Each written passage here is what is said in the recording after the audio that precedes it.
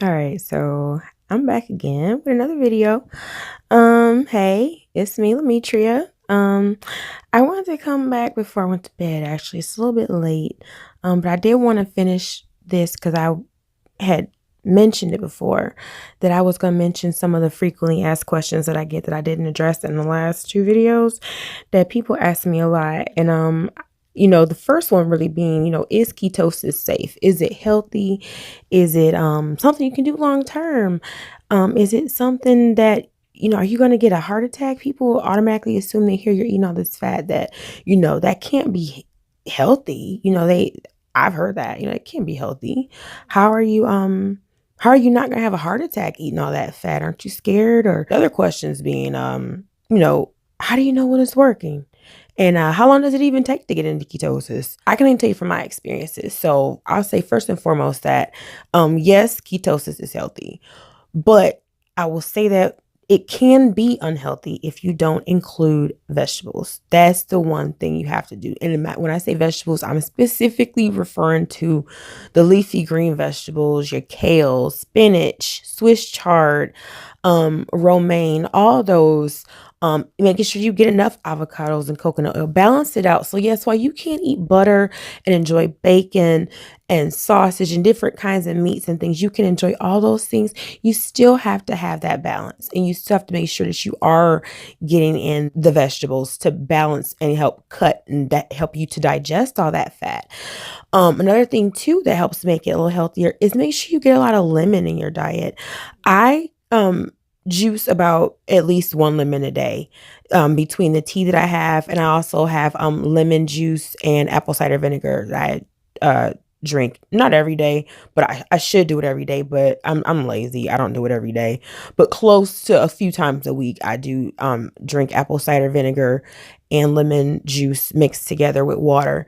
Um but yeah, that we've really been they did a number on us. I will say the food industry has, as far as convincing people in the masses that fat is what causes heart attacks and strokes when it's always been the sugar. The thing about meals that can make a meal deadly over time is when you combine the fat and the sugar together, meaning when I say sugar, I'm speaking of carbohydrates. I'm speaking of bread. So I'm saying when you have the fettuccine alfredo with the chicken. So you've got a carb, a protein, and a fat all together there on the same plate in high amounts. And you've got insulin. You just got the toxic situation set up for inflammation to set up in your body. And that's what you don't want. So in that way, that's the way people are thinking about it, but that's not how it is. Ketosis is totally different. Your body is not digesting food the same exact way as it does on the standard American diet that the average person eats. It just, your body's doing something. You're on a whole nother frequency, you in a whole nother ball game, and so you can't even really compare the two. You also got to keep in mind too is that when they did these studies that showed, quote unquote, that fat clogged arteries, they were using not only some of the worst, most inflammatory oils, but they were using rats to do that. And yeah, the study was doomed from the start. You know what I mean? They used corn oil. That's what it was. They used corn oil.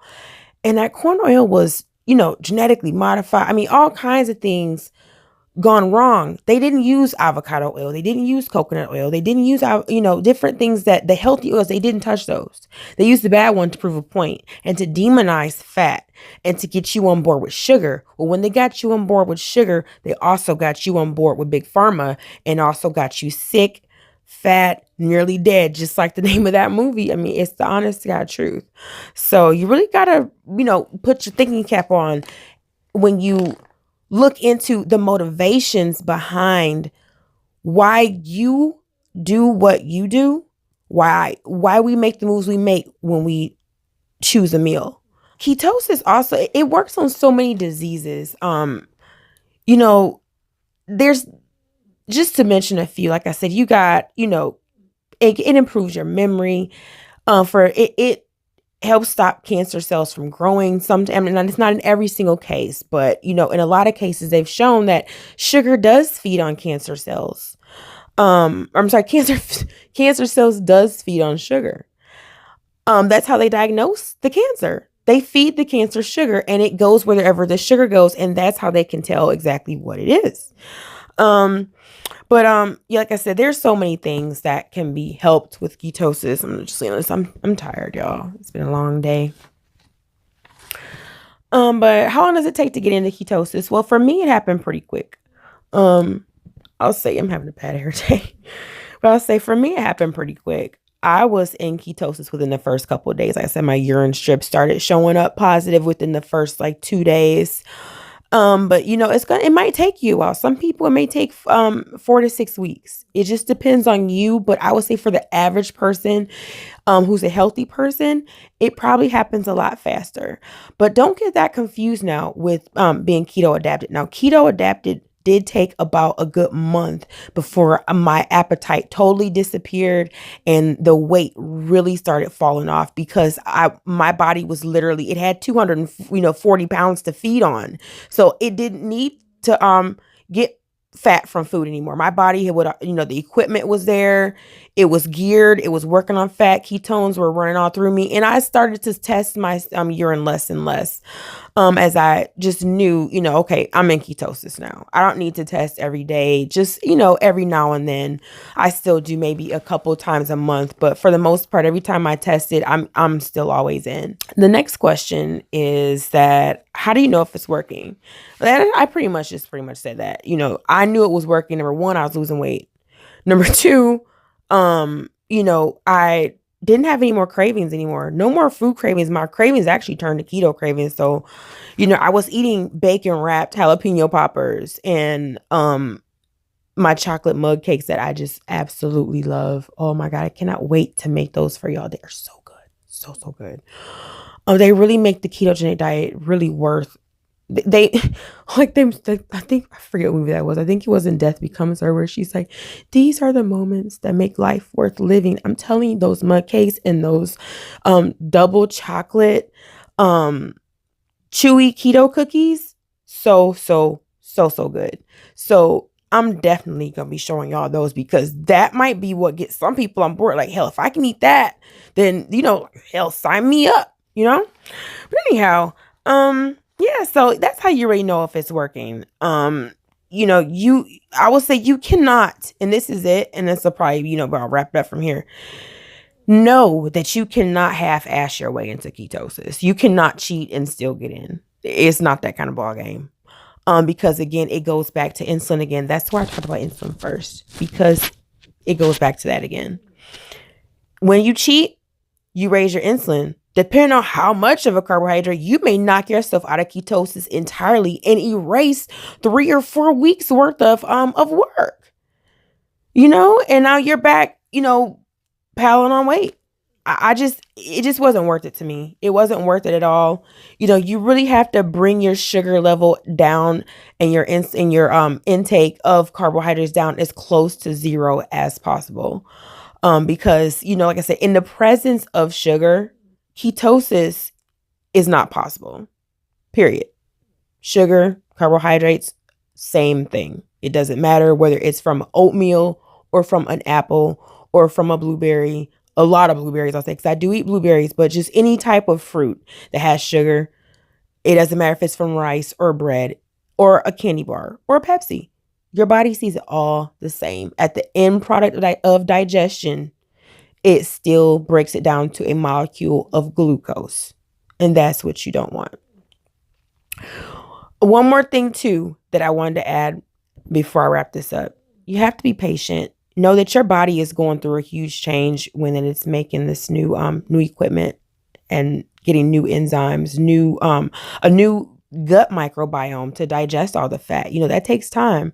In our minds, we sometimes have a different time scale than what our bodies do. But know this, that people say you need carbs to live. You need carbs to live. There is not one essential carbohydrate found that we need to live. Not one. But there are. You will die without essential fatty acids in your diet. and you will die without essential amino acids from protein. So think about that. You have to live, you have to have protein. And you have to have fats to live. You do not have to have any carbohydrates to live. Isn't that amazing? It's like the world's worst or biggest kept secret. So yeah. I will sign this off for tonight. Like I said, y'all hang in there with this. It's not like I said, it's this is real life. You know what I mean? And like I said, sugar, it acts as a drug. For some of us, it is a drug. It is our drug of choice. And it's available everywhere. No matter where you go. And it's in places that you would not expect. Our lives revolve around it. And it really does take some effort. But like I said, just know that it's possible. You may need to say a prayer. You may need to meditate to get through those really rough moments where you're just that close to reaching out or just stopping at that drive-through or just whatever triggers you. You're just that close. Like I said, I had to go to the state fair after I started my keto diet. And if I could make it, honest to God, if I can make it at the South Carolina State Fair on ketosis, I promise you can make it out of anything. I'm telling you, there was burgers on donut buns. There was grilled corn, fresh squeezed lemonade, funnel cakes, the works, just everything. But I did find me a piece of chicken on a stick. It was good. It was really good. It hit the spot, but still, it wasn't that fair food that you want. But I passed all type of all types of things up. So but y'all be hearing from me soon. My next video will hopefully be where I'm taking y'all through the tour of my kitchen and showing you my keto essentials that I use to whip up some of the best stuff. I'm telling you, my favorite thing is probably my Boston cream cheesecake that I make with an almond flour cake on the bottom and a vanilla cheesecake layer on the top with a chocolate ganache top. It's real good. So y'all stay tuned and I'll talk to y'all later. All right. Good night.